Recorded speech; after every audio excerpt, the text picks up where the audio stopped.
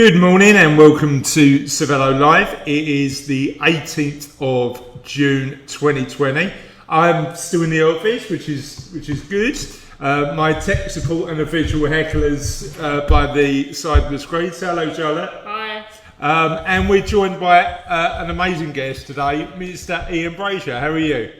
I'm fine, thank you. It's really good to have you on, and I'm sure that you're going to give a amazing insight in terms of the tips that people should think about in terms of protecting their data, but also in terms of business more generally. We'll look at that in a bit more depth. Now, if you've seen the Cervello Live before, the way that we work is we typically try and share a concept of financial planning or personal financial management first, and then we interview our guest and dig really deep into how Ian can help you in your business. And first, I want to talk about, in my sort of 5 to 10 minute slot, how I am rubbish at DIY.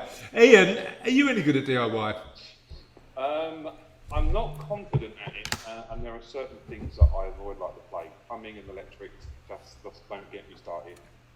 But I don't mind doing your bit of woodwork here and there. So I'm completely rubbish. Literally, sort of IKEA bookshelves turn into tables and stuff like that, and not particularly good ones at that. So I try and avoid DIY where possible. But actually, one of the concepts of getting rid of jobs you're rubbish at applies to financial planning, and that's what I want to talk about today. Because the fact that I'm rubbish at DIY or any particularly practical job means that I tend to delegate a lot. And I used to feel quite guilty about that delegation, but what I've realised over the years is delegation is fundamentally important to make sure that you succeed in specific tasks.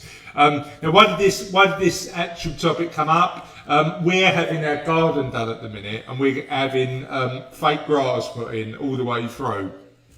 The weird thing is, even though I haven't invested the time to get practically good at DIY, they've got a mini digger that's doing my garden at the minute, and I was desperate to have a go. But I didn't get the chance. I mean, have you ever tried a really big piece of hardware in? Have you ever tried sort of a digger or anything like that? No, the only thing that I've done is I've tried one of those small mechanical hammers. So I need to get some old post footings out to get some new ones in.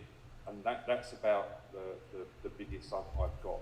Well, it was funny because the conversation then went on to a place in Kent called Diggerland, where you can take the kids and you can have a go at all these stuff. But I didn't have a little go at the digger yesterday, but we did promise ourselves another trip to Diggerland when lockdown ends and we can do stuff like normal. But a few things that I'm going to talk about today, and I want to talk about specifically about delegation, because one of the books that I spoke about last week, and one of my favourite books about money, is a book called Happy Money. And Happy Money talks about how to spend money to effectively enhance your life. So as opposed to thinking about how we save and accumulate wealth, which is an important part of the puzzle, Happy Money talks about the fact that there's certain things that we can use our money for that help and support us to live happier lives. So I'm going to talk about specifically one of those things in a bit more depth. The other book that I'm going to be referencing today is a book called The Rational Optimist by Matt Ridley.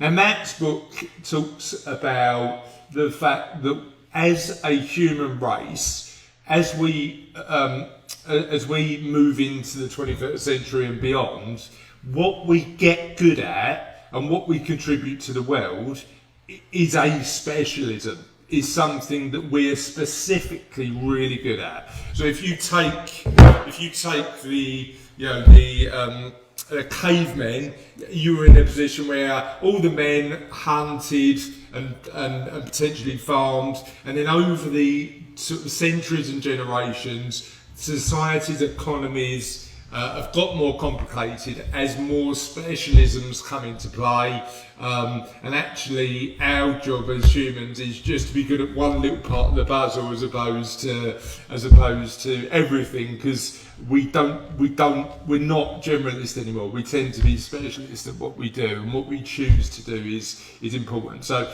2 book recommendations today. One I always mention, which is Happy Money. The other one that I'm really enjoying at the minute is The Rational Optimist by Matt Ridley. Certainly worth a read. So one of the things that I want to talk about today is one of the things that in Happy Money it talks about using your money to make you happier. So there's a few actually. Number one is give it away, because giving money to help other people has been shown by studies to make you happy. Number 2 is buy objects, buy experiences, not stuff. So that's really important. And then the other one that was really prevalent in terms of making us happy is buying back time. Because the reality is, time is the finite resource we've all got. So the how we spend our time is certainly how we make us happy. And doing stuff we don't love certainly doesn't contribute to our life. So what I'm going to talk about today in a bit more detail is how we use our money to make sure that we're spending our time in the most appropriate way possible. So how do we buy back time? Well, I think certainly one of the things that I do is look at the questions that I need to ask myself to make sure that I'm using my time as effectively. And those questions are as follows. What do you dislike or hate that you still do? Now, for me, that's weeding and gardening. I'm not a great lover of that. I know some people find it quite a cathartic, meditative experience. For me, it's just annoying. So guess what? It doesn't get done. And that's the reason that it's taken me a while to get there. But the reason we're getting the garden done at the minute to make it as hassle-free as possible. Next step is who could you get to do it?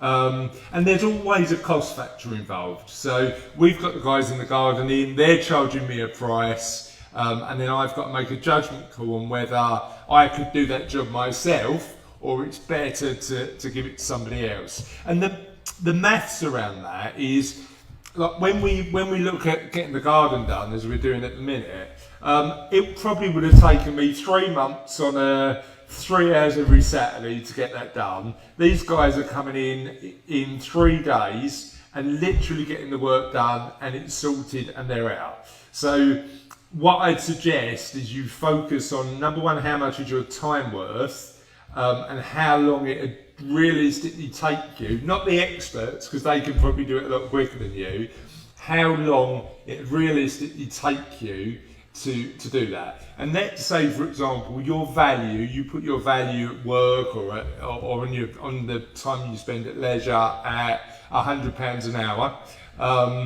And it's going to take you, 3 months at 3 hours to do.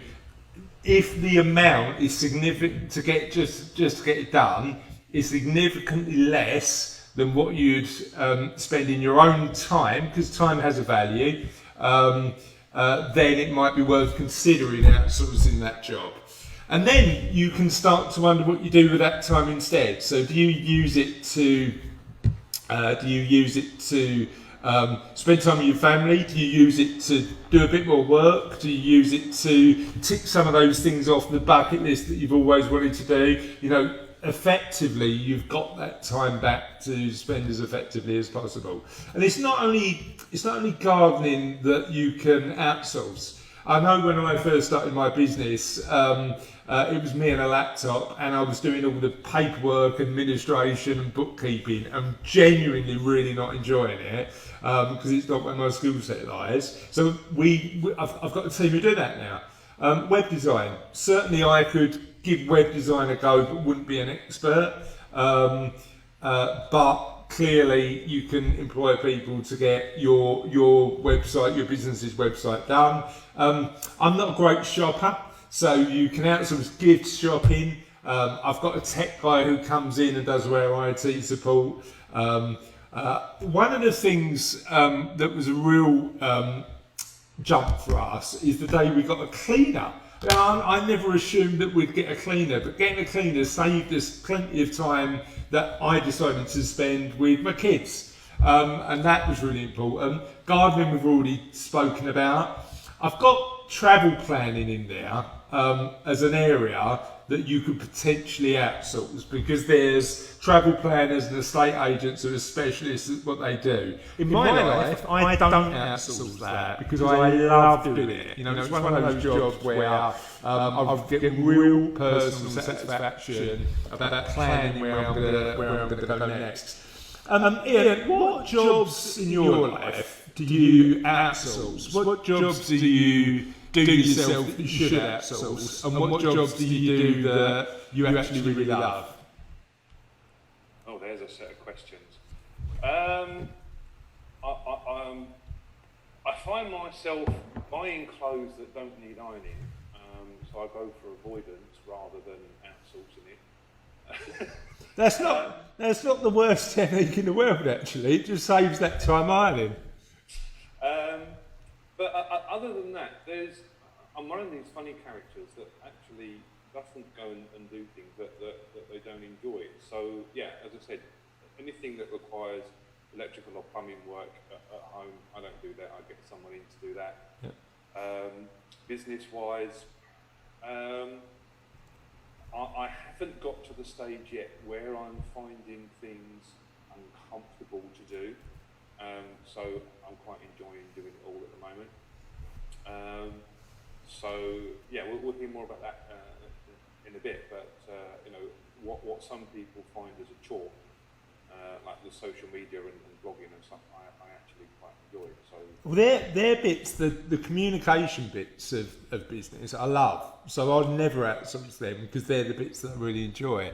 But there are necessities within any business that you could potentially get rid of. But travel planning, personal travel planning, then work travel planning is going to be one of them because I love doing that. Appointments scheduling. I've got something in my office that schedules all my appointments. Social media, business coaching, and professional advice. And the other two that I want to focus on, because the reality is that if you choose to work with a financial planner, you're not just buying a service that is designed for you to just go, here's all my stuff, I want you to look after it, I'm not going to be engaged with that process. Because what we'd expect when we work with a client is that we certainly add our knowledge and value and time, but what we're also doing is coaching, guiding and challenging that client. So what they're also doing is buying accountability, and they're buying some habit forming, you know, us sort of putting some systems in place to help them manage their money a bit better. So I think you know, one of the things we should all focus on is specifically 3 areas. Number one, what we are good at. Number one, what makes us happy. And I think the panacea for anybody, and again, it takes a bit of a while to get there for all of us, and this is always a work in progress, but our ultimate focus should be to focus on what makes us happy that we're good at. And typically those 2 things, there's definitely an overlap. One thing we speak to people a lot about is whether, because a lot of our clients have achieved financial security, achieved a level of wealth, to make sure that we add value because we're not a low-cost service. And we get asked, well, why, if you've achieved a level of wealth and built a business and you're a smart person, why would you need a financial advisor? And one of the things that we talk about quite a lot is whether can smart people be their own financial advisor. And there's certain stuff that anybody can do to manage their own personal finances. Number one, access to information is everywhere. We live in the internet age. We're not in a position where access to information and actually technical knowledge is restricted anymore. You know, it's open, and that's a good place to be. Anybody can buy financial products. And actually, there's plenty of tax calculators out there that can calculate capital gains tax, inheritance tax, and work out where you are. So all of those things, if all you needed from a financial advisor, financial planner, is all of those things, if you wanted to invest the time in learning that yourself, you could probably do that.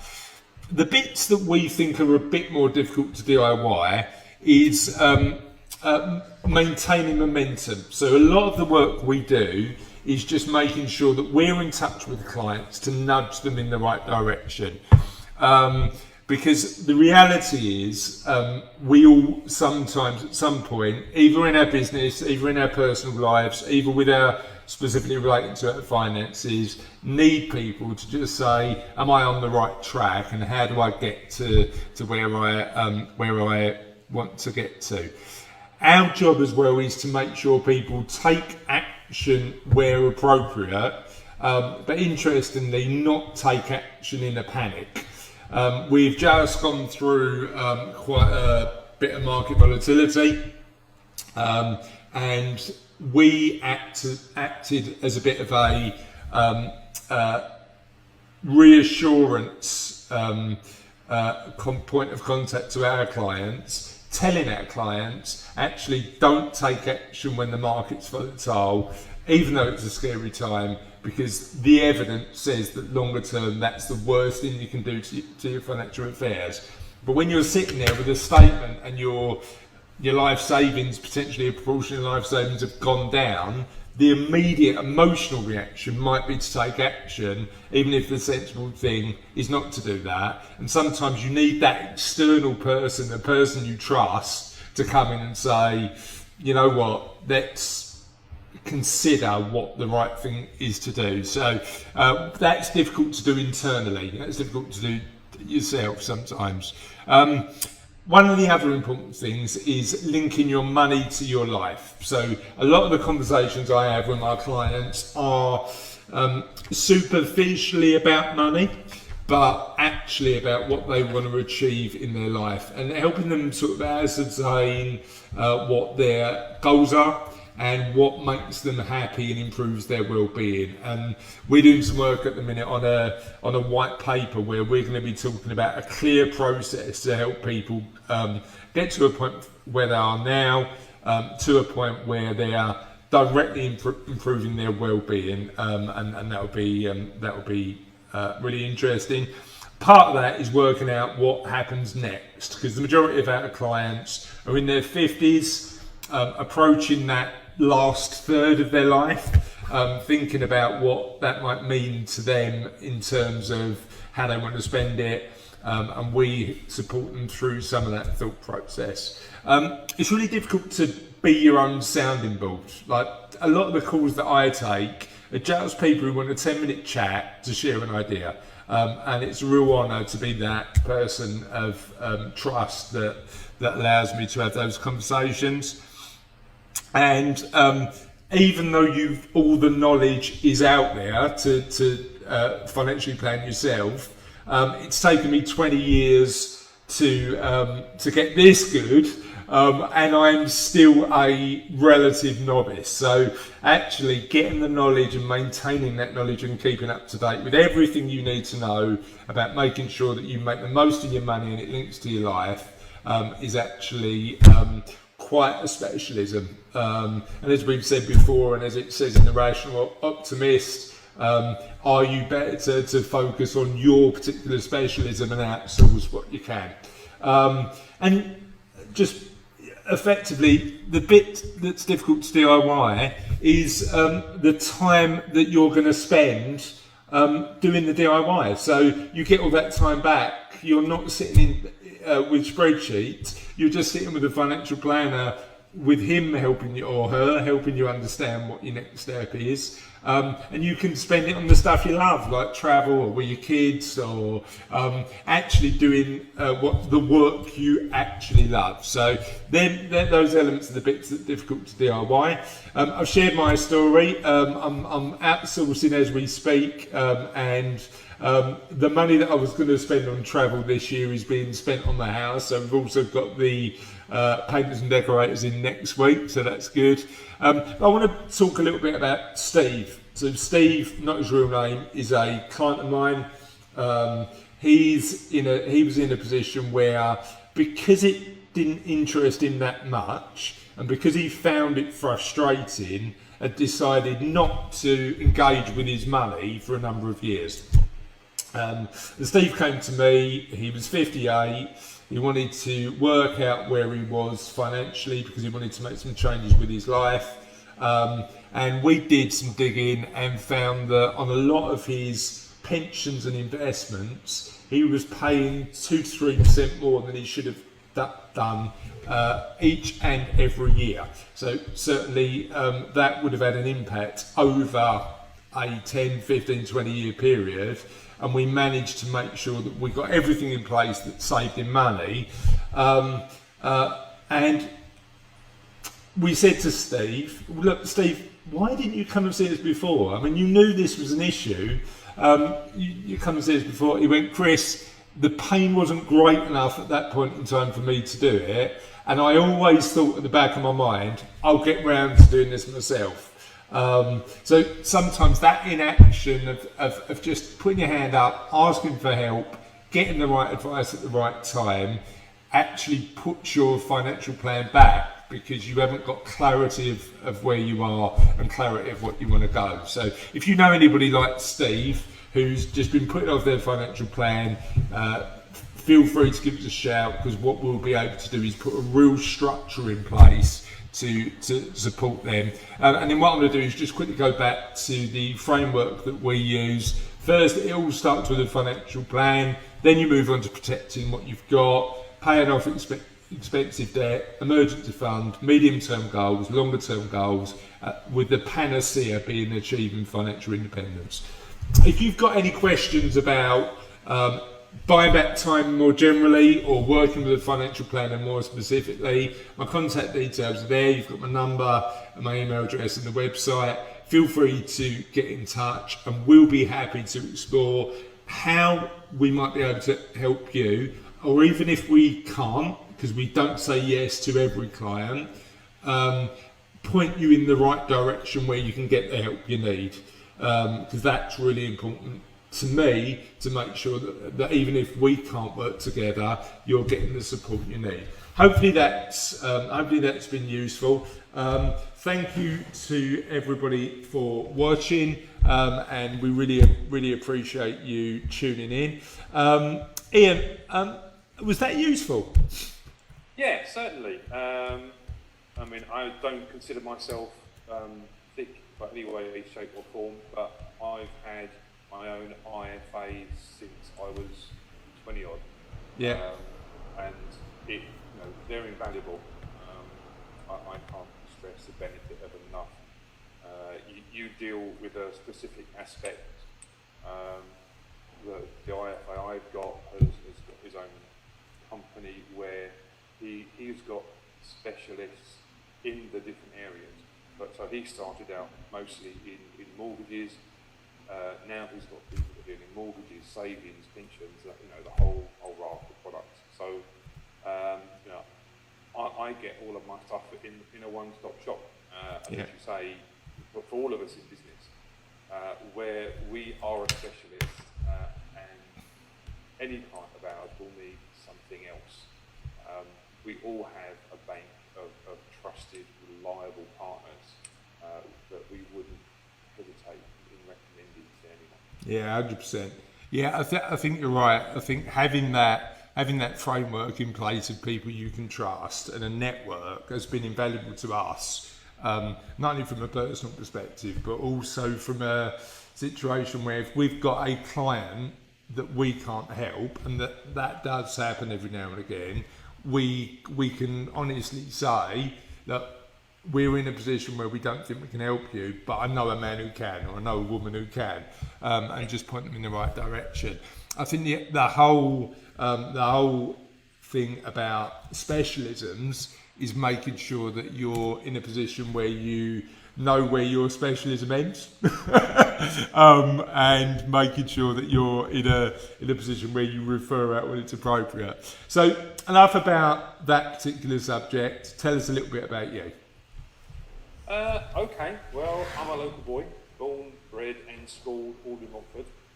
I spent about 20 years away from Montford, but found myself gravitating back, and 4 years ago I arrived back in Montford, and I'm of an age where I actually still remember jumping off the bus in the middle of Montford Market.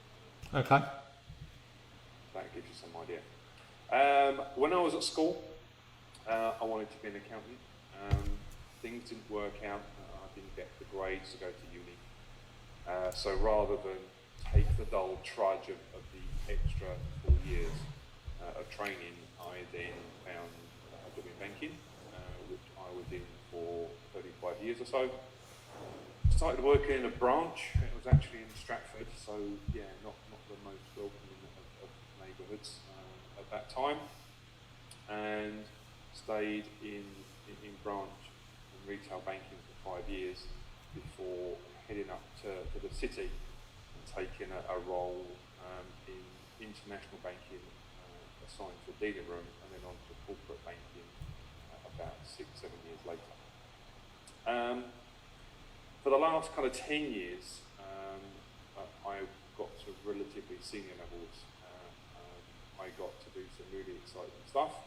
I got to sponsor a groundbreaking project, and this was all to do with online credit management. And I developed a portal so that the bank I was working for at the time had all of the MI that they needed to work out who might be in default, either practically or technically, and take the appropriate steps.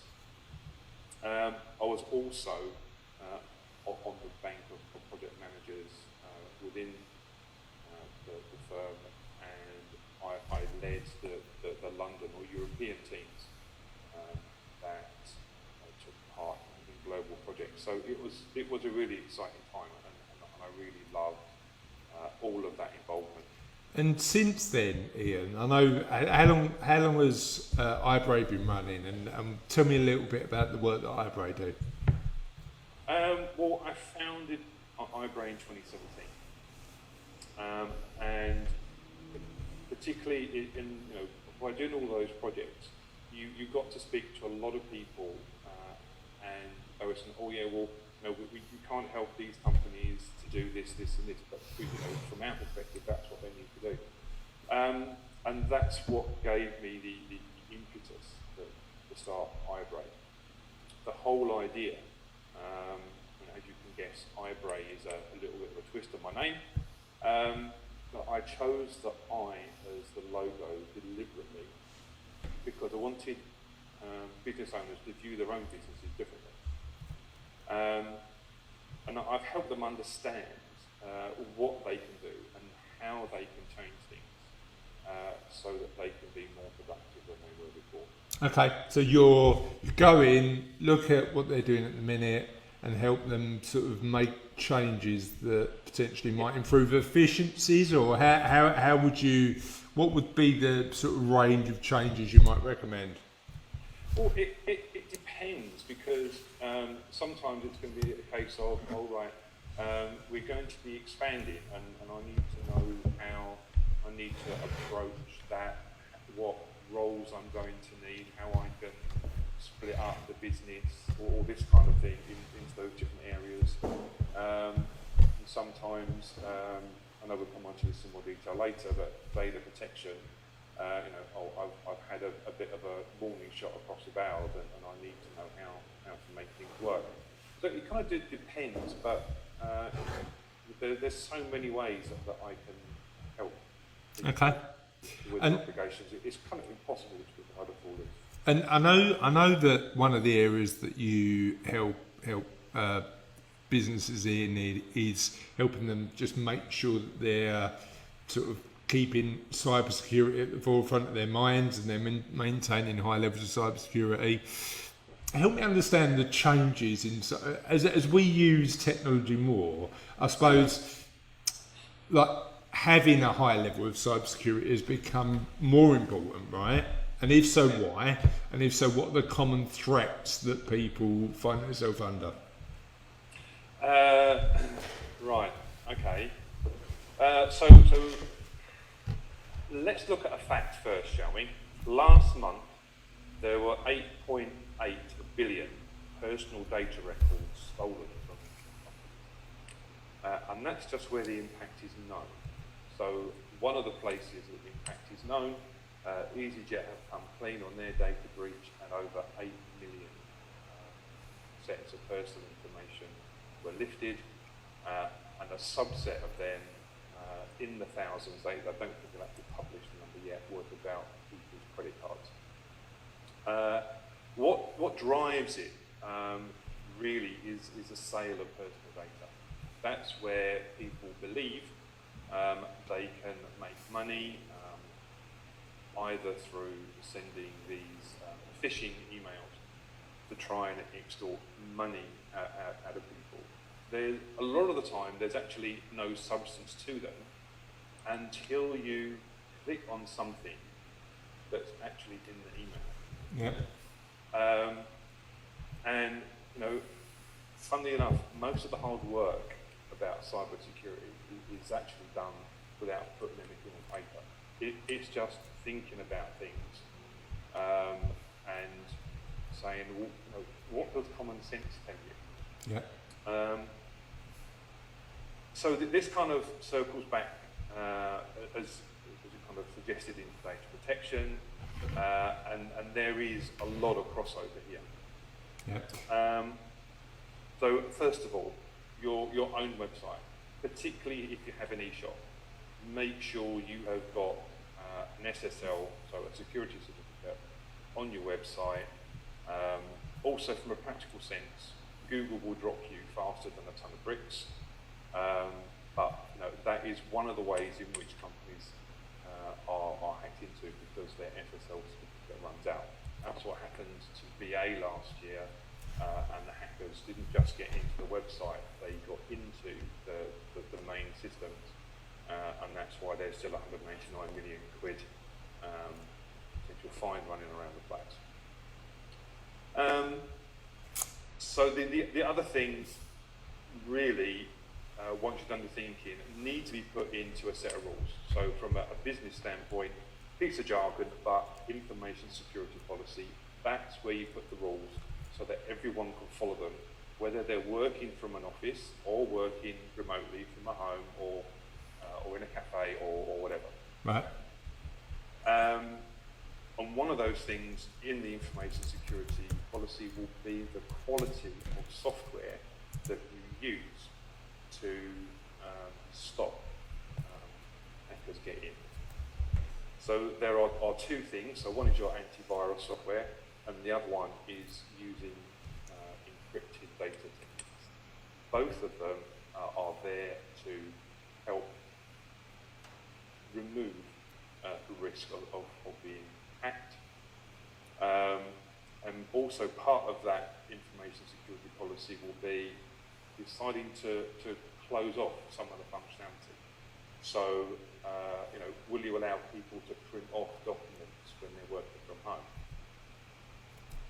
That kind of thing. I suppose there's been a bit of a challenge for businesses more recently because of hundreds of thousands more people using home-based internet connections to access potentially sensitive Word documents. How have people adapted to this? How have companies adapted to this? And what do firms need to be careful of when they're thinking about data security, particularly in an age where we're all working from home now? Well, most of us anyway.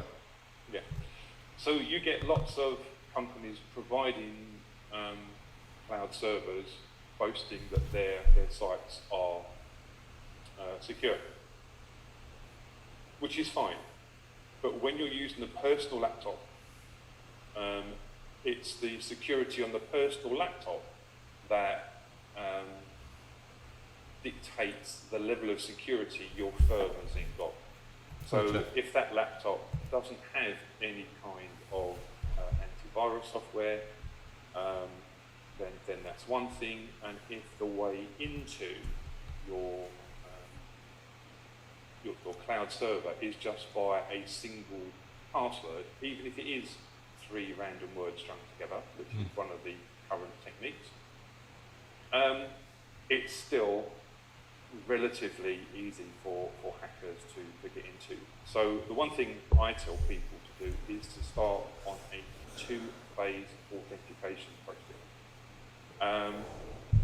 So this forms a second barrier, and you say, right, what you need to do is you need to register either an email or a telephone, the mobile number, and then when you try and log into the server, you have to get into that second device as well in order to break into the cloud server. So that's when on certain occasions they'll send a text with a code. Like if I want to get into my internet banking, for example, they send me a text to my phone that then potentially gives me a code that gives me access, right? Or we've got tokens that we use to put code in or whatever it. So it's that it's that second gate that you're talking about that makes it a little bit more secure. Help me understand. Usually more secure. Yeah, usually. Help me understand. I mean, I know you specialise in. I know you specialise in the data security and the cybersecurity. Just help me understand in terms of data protection some of the mistakes that smaller businesses tend to make. Well, it's not necessarily smaller businesses, and I'll be saying the word organisation a lot, because when you look at it from a regulatory perspective, they call it a legal person. So that means a company, charity, partnership, club, anything like that, which will cover a lot of these things. And the big difference between the 1998 Act and the 2018 Act, it's about attitude. If you haven't got the right professional attitude, because you think, oh, this is just box ticking and I'm not going to get involved in it, then you're not going to get very far. Yeah. So it's a desire to make sure you comply. Yeah. So time and time again, there is an underlying ethics pushed through the regulations. That means organisations have to prioritise the safety of data, personal data in particular, over profit or time. So there's a concept called data protection by design. Everything you do should be designed to protect people's data. And what people need to do are to create some solid documents to define your stand on data protection, and then a framework to make sure that those things really do happen. So this is the policies and the procedures. Once you've written your policies, you need to make sure that the procedures cover all of the points in the policy. And if somebody wanted support in doing that, you could potentially go in, help them with the policies, but help them with the systems as well, right? Yeah. I mean, I've got some standardised templates for small companies that don't cost anything really, and they can work out most probably from there what they need to do next. And help me understand. So one of the other things that I was going to ask you about, that's specifically around the sort of cybersecurity and data protection. Help me understand a little bit more about how you support businesses and organisations, and what more general mistakes do business owners make when they're building, growing, developing their business? Right, okay. Again, I'm not necessarily going to talk about a mistake to start with. It all comes down to how people see their business, and a lot of business owners have a sense of apathy about their business, and that kind of reinforces the fact that your personal goals and your business goals need to be aligned. There's a chap that I like very much called Jim Rohn, and there's a little podcast that I love of his that talks about finding your why. Yeah. Now, the why that was prevalent when you created your business may not be the same. Yeah, 100%. So that's the thing to look at, because unmatched personal goals and business goals does destroy a business. Well, I think the challenge you've got is there's no denying that business ownership is a tough journey, and I think emotionally and the rewards are great if it goes the way you want it to, but there's a number of times where we've sat down with the clients and what they wanted, what they needed, and what they expected when they first started the business is different to now, and they've never taken the time to realign themselves with their business. So yeah, going back to revisit that why is really important.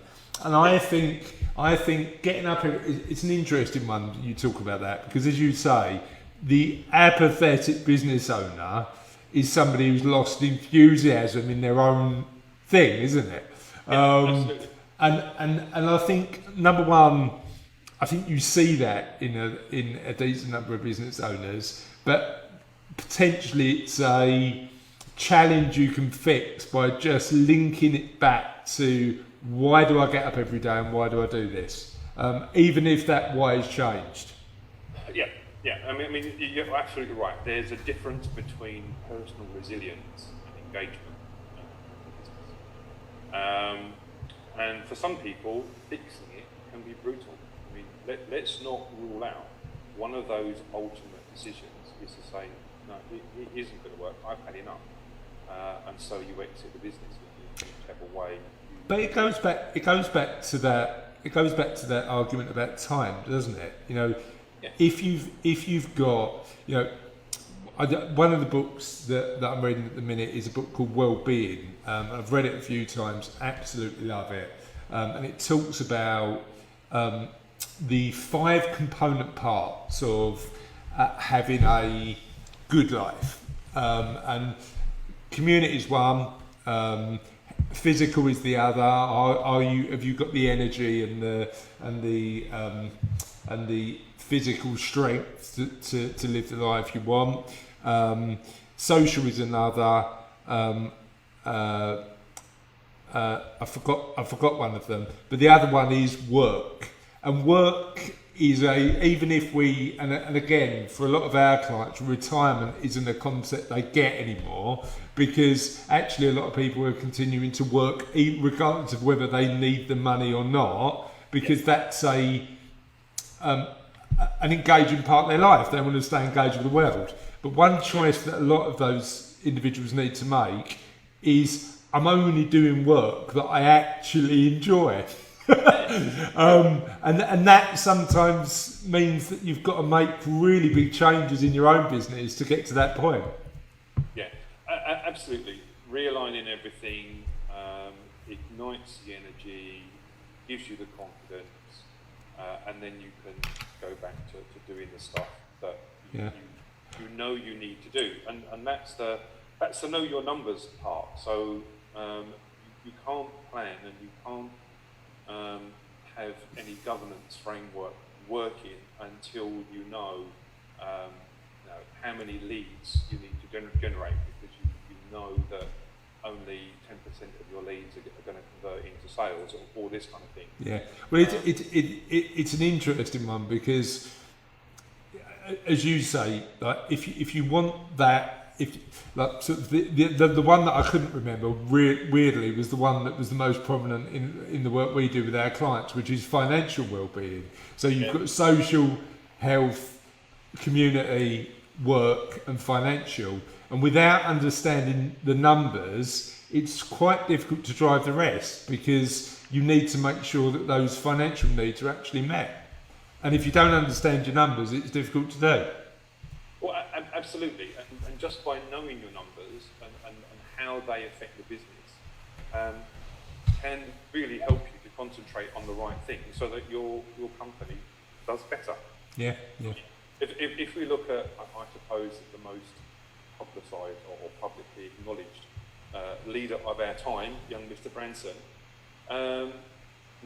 he pays tribute to his sounding boards in whatever area of his business they are. So he will call them his advisors, or he brings in consultants, or however he will refer to them. But they have helped him to develop his business. There was that one famous comment that he made in a live interview where Virgin Cola have been rumbling along for months and months and months and months, missing deadline after deadline after deadline. And all of a sudden, in an interview, he said, "Oh yes, well we've got Virgin Cola being released to the market in 3 months." The project team fell off their chair, because now he's set a deadline, and once he set a deadline publicly, they knew he would never go back on it. Yeah.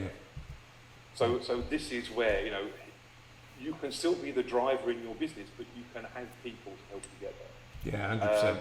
And that's where people like you and I come in. The one really important thing I would say here is don't be governed by price, either with the cheapest or the most expensive. You need to work with people who want the best for you, who believe in you, believe in your product, believe in what you're trying to do, because you know that they will really work for you. Yeah. I mean, we've got, our conversation with the client, and we certainly, I don't think we're the most expensive, but I certainly don't think we're the cheapest service in the world. But the element that is the most important, and we've got a value in our business, which is fun, which means that we only work with people we like. The reason that's important to us is because I, as a professional, will be working with that person over the next 20 years. So if that's the case, I need to be fully aligned and want them to succeed so that I can do my best work. And certainly, I absolutely agree. Ian, where can people find out a bit more about you and the work you do?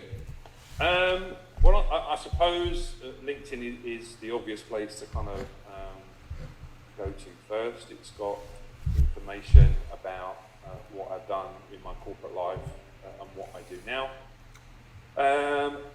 It's got links to my website. It's got links to blogs that I've written so they can understand various elements of my experience.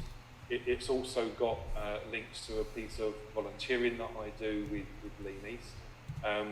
They are a government-funded body that helps schools develop their careers leaders. Okay. So I help the careers leader in a local school. It's actually the school I went to when I was younger, and I help them to develop the right strategies so that they can implement the right activities to get the school its Gatsby benchmarks agreed, if you like. Okay, so LinkedIn's a good place. How about the website? Have you got a website that people can have a look at? Yeah. Say the website.